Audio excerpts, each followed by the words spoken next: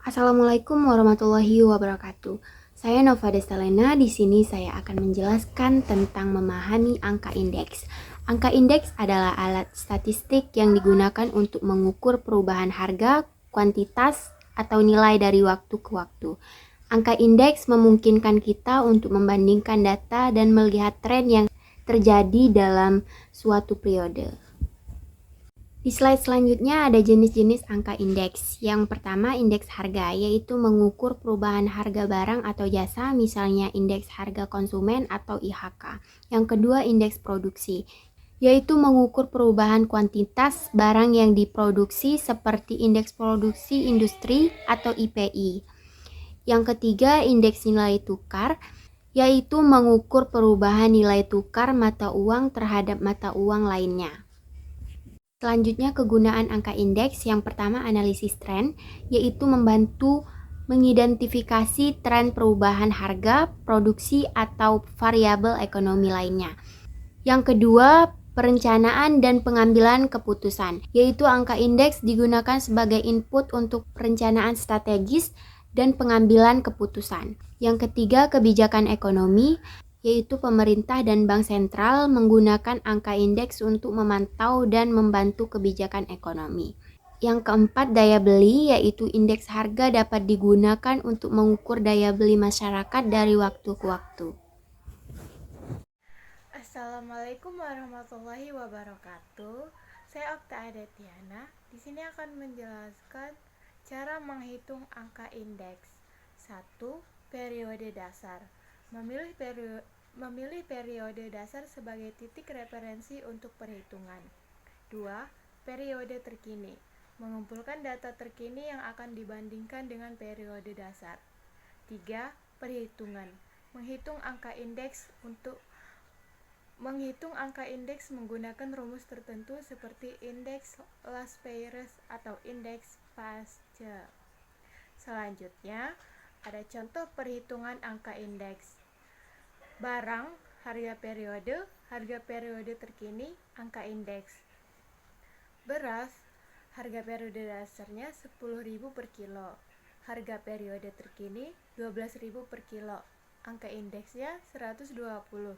Minyak goreng, harga periode dasarnya 15.000 per liter. Harga periode terkini 18.000 per liter. Angka indeksnya 120. Gula, harga periode dasarnya 12.000 per kilo. Harga periode terkini 14.000 per kilogram. Angka indeksnya 116,67. Selanjutnya, ada kelebihan dan kekurangan angka indeks. Kelebihan memberikan gambaran umum tentang perubahan sederhana dan mudah dipahami. Memungkinkan perbandingan antar periode dan wilayah yang berbeda.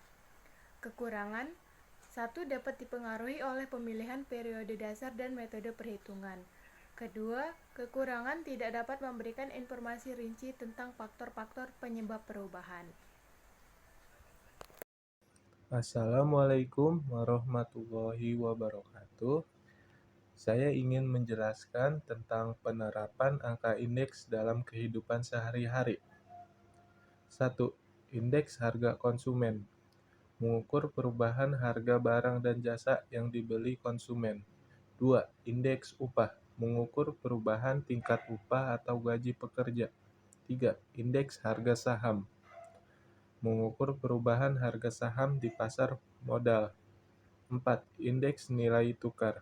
Mengukur perubahan nilai tukar mata uang asing terhadap mata uang domestik.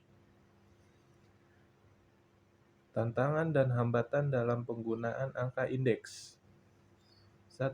Pemilihan periode dasar. Pemilihan periode dasar yang tidak dapat mempengaruhi interpretasi angka indeks. 2. Perubahan kualitas. Perubahan kualitas barang atau jasa dapat memengaruhi perhitungan angka indeks. 3. Keterbatasan data. Ketersediaan dan kualitasan data yang terbatas dapat memengaruhi akurasi angka indeks. Kesimpulan dan dasar. 1. Kesimpulan Angka indeks merupakan alat statistik yang berguna untuk mengukur perubahan namun memiliki keterbatasan yang perlu dipahami. 2. Saran. Penggunaan angka indeks harus dilakukan dengan hati-hati, mempertimbangkan konteks dan keterbatasan data, serta dipadu dengan analisis lain.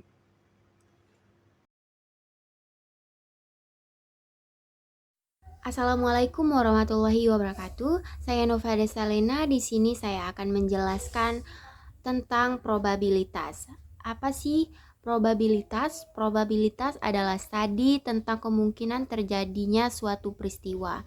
Ini adalah konsep penting dalam matematika, statistik, dan pengambilan keputusan. Probabilitas membantu kita memahami dan memprediksi kemungkinan hasil dari berbagai situasi, dari permainan peluang hingga analisis resiko. Di slide selanjutnya ada konsep dasar probabilitas. Yang pertama, ruang sampel. Ruang sampel adalah kumpulan semua hasil yang mungkin terjadi dalam suatu percobaan.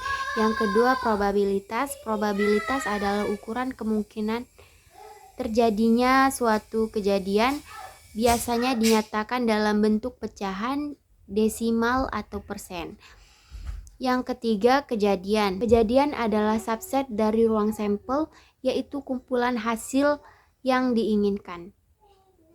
Menjelaskan tentang jenis-jenis probabilitas. Probabilitas klasik. Probabilitas yang dihitung berdasarkan jumlah hasil yang menguntungkan dibagi dengan jumlah hasil yang mungkin terjadi. Probabilitas empiris. Probabilitas yang dihitung berdasarkan frekuensi relatif kejadian yang diamati dalam percobaan berulang. Probabilitas subjektif. Probabilitas yang didasarkan pada penilaian dan pengalaman pribadi dan kemungkinan terjadinya suatu kejadian. Selanjutnya ada perhitungan probabilitas. 1. Aturan perkalian. Probabilitas kejadian gabungan dua peristiwa independen adalah hasil perkalian probabilitas masing-masing peristiwa. 2. Probabilitas aturan penjumlahan. Probabilitas kejadian salah satu dari dua peristiwa yang saling bebas adalah hasil penjumlahan probabilitas masing-masing peristiwa. 3. Aturan komplement. Probabilitas suatu kejadian terjadi adalah 1 dikurang probabilitas kejadian tersebut tidak terjadi. Selanjutnya ada probabilitas kejadian majemuk. 1. Kejadian independen. Probabilitas kejadian majemuk dua peristiwa independen adalah hasil perkalian probabilitas masing-masing peristiwa. 2. Kejadian saling lepas. Probabilitas kejadian majemuk dua peristiwa saling lepas adalah hasil penjumlahan probabilitas masing-masing peristiwa. 3. Kejadian bersyarat. Probabilitas kejadian majemuk dua peristiwa bersyarat adalah hasil perkalian probabilitas peristiwa kedua dengan probabilitas peristiwa pertama.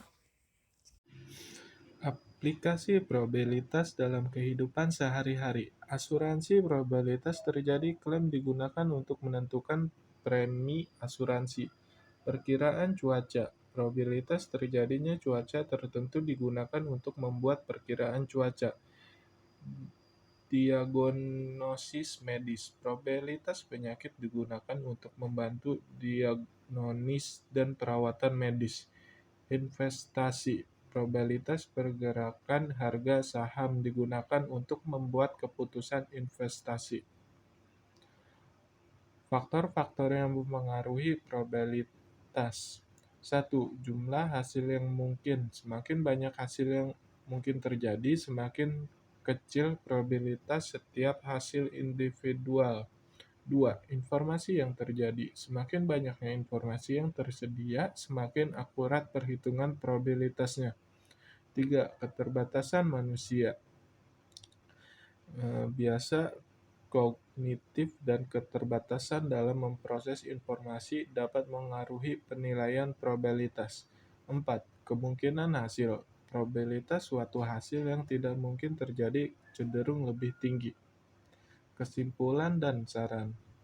Probabilitas adalah konsep penting yang membantu kita memahami dan memprediksi kemungkinan hasil dan memperbagi situasi dengan memahami konsep dasar jenis-jenis dan faktor-faktor yang memengaruhi probabilitas dapat menggunakan secara aktif dalam kehidupan sehari-hari, dalam perencanaan keuangan hingga pengambilan keputusan yang lebih baik.